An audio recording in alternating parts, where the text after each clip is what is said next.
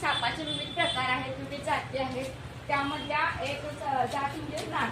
आणि पंचमी म्हणजे श्रावण महिना सुरू झालेला आहे, त्याचा 5वा दिवस येतो म्हणून पंचमी म्हटलेलं.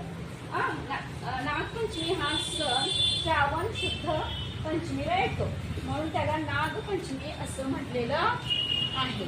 त्यामध्ये तुम्ही बघा मुलांना काल घरोघरी मातीच्या नागांची पूजा केलेली आहे. केलेली आहे की नाही? तर घरोघरी आपण मातीच्या नागांची पूजा करतो. खरोखर जिवंत नागाचे हे मातीचे नाग आहे, प्रतीक आहे.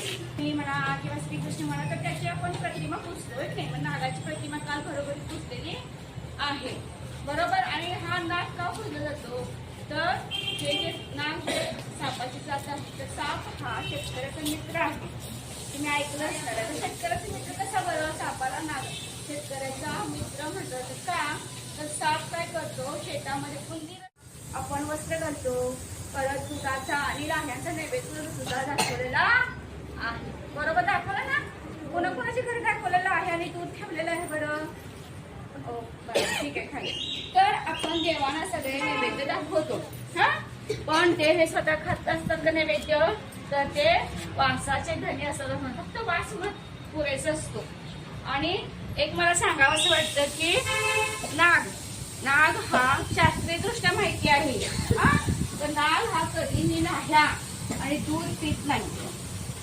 कारण सापाची तर तुम्ही जीभ बघितली असते तर ती जीभ आपल्यासारखी नसते, तर ती दुभंगलेली असते, अशी असते. साप जेव्हा बाहेर जीभ काढतो तेव्हा तुम्ही पाहिलाय का? तर त्याची जिभेला अशी 2 हे असतात बघा, 2 पात्र म्हणा, असे कापलेली अशी दुभंगलेली म्हणायची त्याला, दुभंगलेली. तर ती दुभंगलेली जीभ असल्यामुळे साप लाह्या खाऊ शकत नाही आणि दूधही पिऊ शकत नाही. तरी पण आपण देवाच्या प्रती आदराची भावना, नागांच्या प्रती आदराची भावना